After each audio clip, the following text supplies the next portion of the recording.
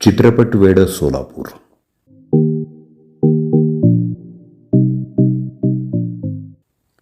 श्रोते हो, सोलापूर हे चित्रपट वेड गाव आहे. अजूनही सिनेमा हा आमचा वीक पॉइंट आहे. Kalpana talkies, Meena talkies, Lakshmi talkies, Chitra, Chhaya अशा बऱ्याच सिनेमागृहात बाल्कनीमध्ये प्रोजेक्टर रूमच्या डाव्या आणि उजव्या बाजूला प्रायव्हेट बॉक्स असायचे. आमच्या काळातच ते बंद झाले. तिथं गावातली प्रतिष्ठित मंडळी म्हणजे मॅजिस्ट्रेट, डॉक्टर्स, वकील अशा नामवंत मंडळींची वर्णी लागायची. शक्यतो रात्री 9च्या शोला ही मंडळी दिसायची.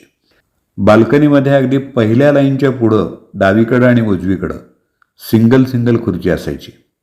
आता तसं का असायचं माहीत नाही, पण तिथं शक्यतो झोपायला येणारी मंडळी दिसायची. समोर गॅलरीचा कठडा असायचा. त्या कठड्यावर पाय ठेवून त्याला सिनेमा बघता यायचा. लक्ष्मी आणि सेंट्रल टॉकीजमध्ये तर जोडीसुद्धा बसायची आणि लोकांना एकाच तिकिटात 2-2 सिनेमा बघायची संधी मिळायची. तिकीट ब्लॅकनं विकणारे काही चेहरे आजही डोळ्यासमोर येतात. एक कुरळ्या केसाचा गोरापान ब्लॅकमेलर होता. झब्बा पायजमा, तोंडात तंबाखूचं पान, डोळे लाल असायचे आणि मुख्य म्हणजे देशी दारू त्याच्या चेहऱ्यावरून ओघळत असायची. तो ब्लॅकवाला आहे हे पोलीस सोडून सगळ्यांना ओळखता यायचं. काही असे प्रश्न पडायचे की हे लोक दिसायला तर फाटके दिसतात, मग एवढी तिकीटं काढायला एवढे पैसे आणतात कुठून? मोठेपणी समजायला लागलं, यांना तिकीट काढायला पैसे दूधवाले देतात. आता दूधवाले पैसे कसे देतात? पूर्वी आजूबाजूच्या गावातून रोज दूध सोलापुरात आणणारे दूधवाले सगळीकडे दूध घालून झालं की या धंद्यात पैसे गुंतवायचे. तासाभरात महिन्याभराचं व्याज त्यांना मिळायचं. सुरस रंजक कथासारखं आहे ना. दुधात पाणी घालून पांढऱ्याचं काळं करणारे लोक इथं काळ्याचं पांढरं करतात. आता सिनेमा बघायला जाणं आणि सिनेमा थिएटरमध्ये जाणं होतच नाही. पण सोलापूरच्या सिनेमासारखं इथं पब्लिक ओरडत नाही, शिट्ट्या मारत नाही. सगळे कसे शिक्षा दिल्यासारखं आळीमिळी गुपचिडीसारखं बसलेले असतात. कुणी चिल्लर फेकत नाही. वड बे, लई चिकणी दिसायली आहे आणि त्याला कडू लई शांपत्ती करायला. एकदा तर एका अशा शेजाऱ्याबरोबर सिनेमाला गेलो होतो. तो धर्मेंद्रचा कट्टर फॅन होता. सिनेमा बघताना त्याच्यात धर्मेंद्र संचारला आणि त्यानं समोरची सीट फाडून कोथळा बाहेर काढला होता.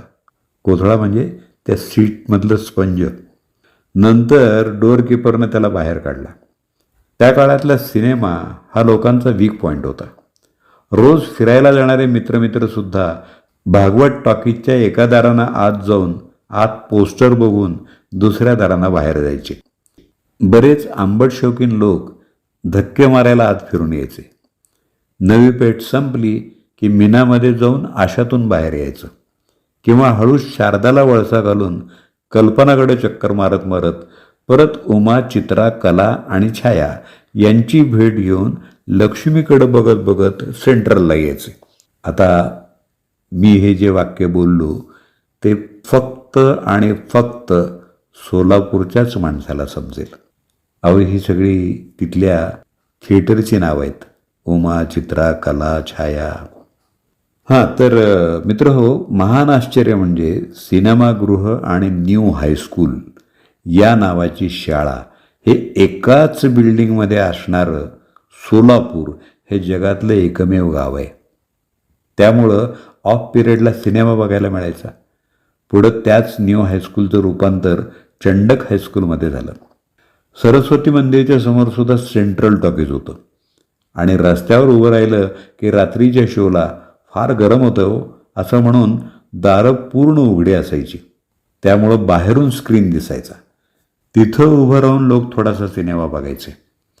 प्रभात टॉकीजचा रात्री 9 ते 12चा शो पूर्ण परिसरात ऐकू यायचा.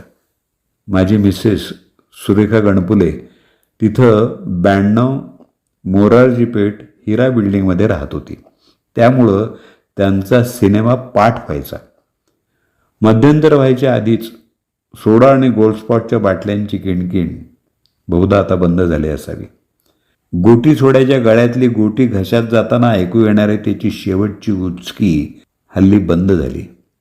ते म्हणतात ना, किसी की आखरी हिचकी किसी की दिल्लगी होगी.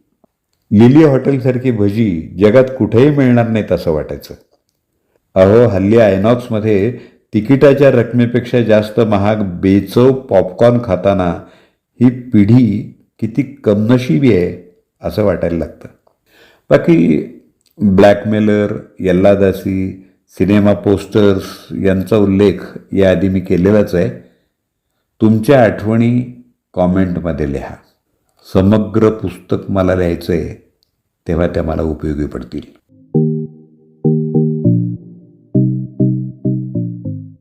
चित्रपट वेड सोलापूर या लेखाचं वाचन आत्ताच आपण ऐकलं. लेखक सतीश वैद्य. आपल्या काही आठवणी असतील तर आपण लेखक सतीश वैद्य यांना लिहूनही कळवू शकता. त्यांचा मोबाईल नंबर 9373109646. या पोस्टचं सौजन्य रवी वैद्य पुणे यांचं. अभिवाचन दत्ता सरदेशमुख. 8329730186.